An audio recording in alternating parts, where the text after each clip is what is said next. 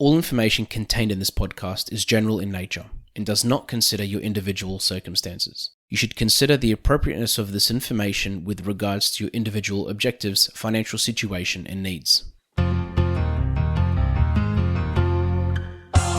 Welcome to Sharing More Than the Sheets, a podcast to help you and your partner make better financial and lifestyle decisions so that you can both focus on the things that you love.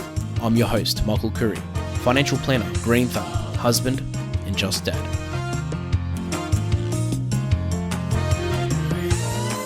So this is an episode that is going to get a lot of people wanting to listen to it just because of its title. And it's true that fear sells and people are scared of loss, and most investors will remember their losses a lot more than they'll remember their wins.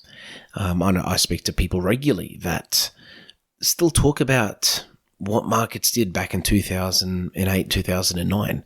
But they don't talk when markets went down, but they don't talk about how well markets just did last week or 3 years ago or 2 years ago. And it's actually a common question I get from a lot of clients or potential clients. And it's, what happens if the stock market crashes?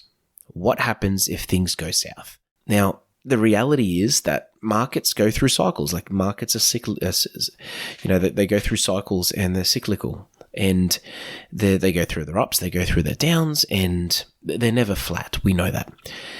It's also a fact that we don't have a crystal ball, and this is something I say a lot, but it's a fact. We have no crystal ball. We don't know what the markets are doing next week, let alone in a year's time. And that's the idea of investing. If we all knew what markets were going to do, investing probably wouldn't exist. It wouldn't be a thing. If everything was predictable, there'd be no need to invest money into the share market, for example. But in these situations, it's good to prepare yourself mentally for markets going up, markets going down. And there are a few ways to do that. Now, the first one is to understand history, understand what markets have done for the last 10, 20, 30 years. Now, keeping in mind that past performance is not an indicator of future performance. It's important to know what markets have done in the last 10, 20, 30 years in your lifetime of investing. During the bad periods when things were really bad. What did they do? How did they recover? When did they recover? Why did they recover? And when you look at history and when you look at what markets have done, it normally gives you a little bit more peace of mind, because you can zoom out and think, okay, well, this was a terrible year or this was a terrible quarter. However, let's look back over that 2-year period or 5-year or 10-year period. What did they do?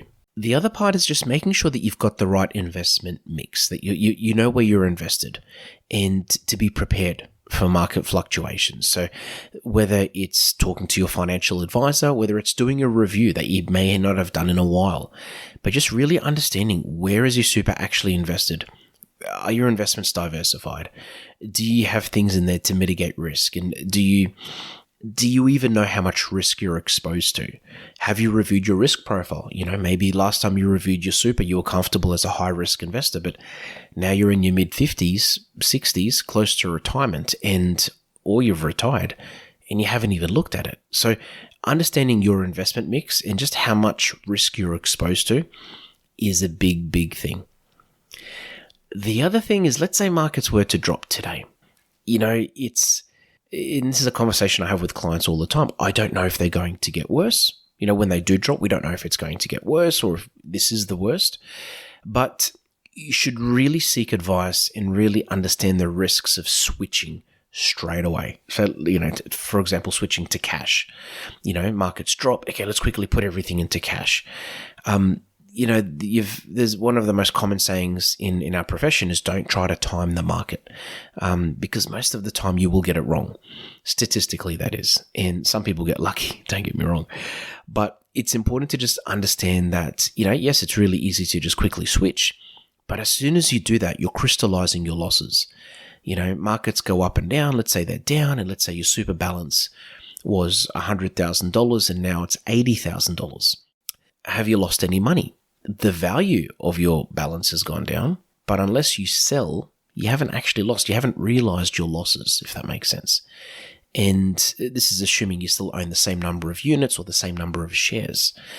And it's important to understand this concept. It's like having a house. If you've got a house that's worth $1 million, market drops and that house is now worth $500,000. Have you lost $500,000?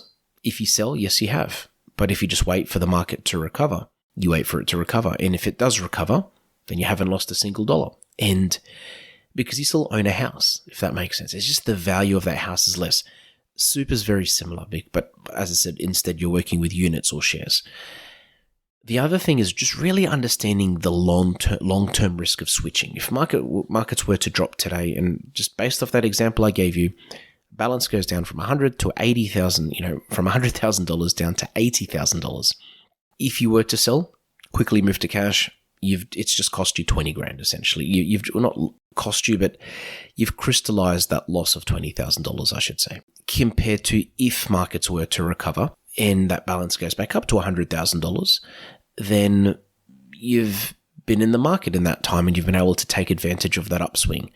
Now, as you can tell, I keep saying if, as much as I may believe markets may go up after a downturn, we don't have a crystal ball. We don't know what markets are going to do. So I'm being very careful with my wording and my terminology. As I do with clients, when I speak to clients, I'm very careful explaining these things to them. And they know I'm being very careful because we don't know what's around the corner. But all we can do is look at what we do know and statistically what probably is going to happen.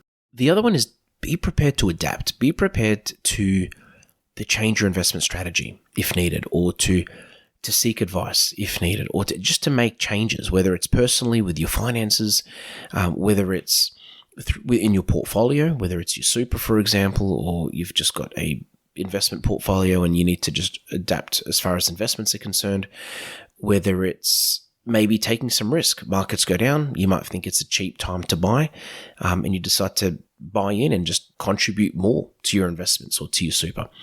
But being prepared to adapt is a big one, because it's in these situations where you see, I mean, you've heard this all the time, the strong rise and the weak fall, but those that have a strategy, those that are ready to adapt, when there's change, they actually take advantage of that change, compared to those that aren't ready. They're like a deer in a set of headlights, and they're in shock, they struggle, and the change gets the better of them, essentially. The other thing is to always be prepared for market downturns. As I said, markets are cyclical and markets go up and down, and people's financial situation goes up and down. But be prepared from a liquidity point of view. And when I say that, I mean have enough cash, have enough of an emergency buffer. Don't live life too thin financially. I mean, well, you can if you want to, but it's very risky living life too thin financially where you don't have enough of a cash buffer to protect you from a liquidity point of view, in case something was to happen as well. And the last thing is plan.